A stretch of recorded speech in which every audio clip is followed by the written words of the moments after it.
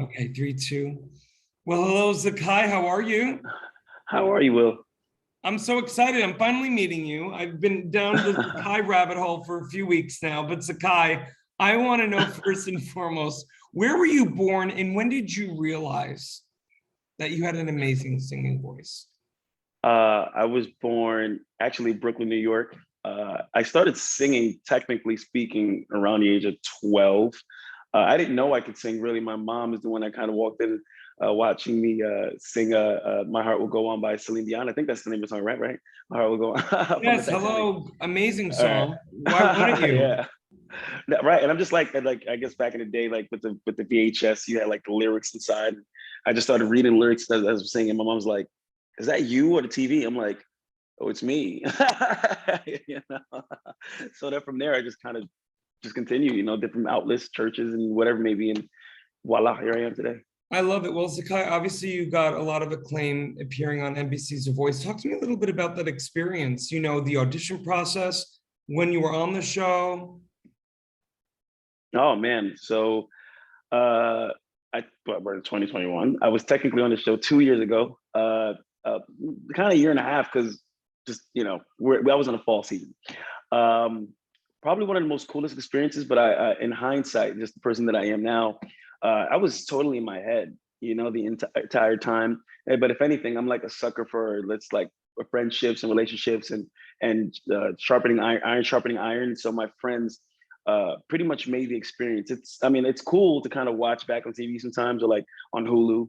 I can say like I'm on freaking Hulu. It was cool to see that, but it's funny because the world sees that. My memories are really just countless hours of practicing, rehearsing, and for whatever reason, I still believe my season was the best season, and it's not a shade to anybody, but there was just too much talent, and we would like literally shed each other's placement or like how we would vocally move something. So at that point, I wasn't a singer; I was more so a musician. So those are like my fondest memories of The Voice, and just that point in time. I love that. Well, look, and moving forward from that time, obviously we all as humans, but especially artists, these past 18 months have been, difficult Oh waters yeah, to traverse, I'd talk say. about it. Zakai, I wanted to know what you did during these 18 months as an artist, a human, to help you get through it. Oh man, as an artist, for whatever reason, I live in my head. I love to live in my head. That's just me, right? So during COVID, especially being in New York City, everything slows down, and whether you wanted to do it or not, you're kind of forced to. So I kind of just did some self-searching a little bit, and just healed from a lot of different things, which I didn't realize would translate and help me with the music now. I wouldn't. I'd be remiss if I didn't say that I thought I was going to quit music at the top of the year because I thought to myself, well, damn, I do this full time.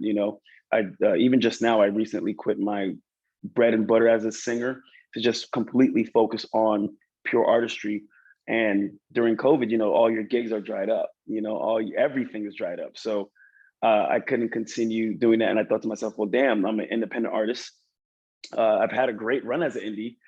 Just that's just what the New York hustle is. But without any type of capital coming in, how the hell can I continue doing this, right? So eventually, I said, "Screw it!" Kind of bawled my eyes out and I said, "All right, freak it. Might as well just do some some soul searching." And so I spent the time during COVID just doing that, getting to know myself, just really sharpen the tool shed a little bit as a singer, musician. Really train my ears some more. Just because I one day if I hit the stage, the big stage again, I'll be more than ready. It's more like because I take pride in just musicianship, but also representing New York City, representing my country, representing Haiti, representing my friends. So I said, let me do a little bit of that. Kind of shedded the writing a little bit, came up with a few more tunes and just rebranded everything ZAXAI.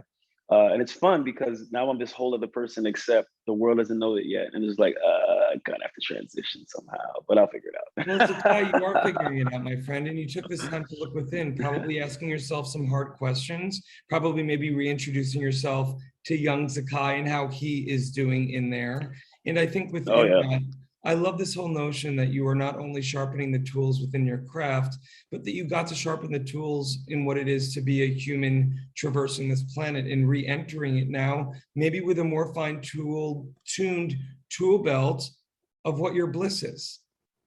Oh yeah, man. It's so funny because which also played into the role of just quitting the events industry, right? I realized that that didn't make me happy. But also, what is my mission as an artist? You know, not many need that, I guess. For me, I mean, as a musician or as a singer, as a whatever, as an artist, I would almost assume that you would have that kind of innate kind of feeling or just that understanding that there is a mission, even if it's something as like every time I step out the door, like I'm gonna heal somebody or whatever it may be. But so I just speak for myself in that respect, just because when I did that that soul searching and I decided to kind of step back into music. Technically speaking, I'm in it and I'm not, because I feel like this is like my limbo where I'm doing shows in New York City again, kind of building a name and all that stuff. And it's cool, you know. And now every time I step out, even when I'm talking about beneath myself, I'm just like, I just can't do it. Like I'm like, no, it's not about me at this present moment. Like it's really not about me right now, you know. And I tried my best to always attack that, even with the new music coming out. There's some music where I'm just like petty. Still not about me because somebody's out there being petty, and somebody wants to be petty, and they need some healing in that, and that's it. ZAXAI, you have such a great head on your shoulders, my friend. And listen, I could speak with you forever, but I want to let our audience know for more on the amazing ZAXAI, you can read more about him right below this video. ZAXAI, thank you so much for your time today. You're such a cool dude. Oh, well, you're awesome. Appreciate you, man. Thank you.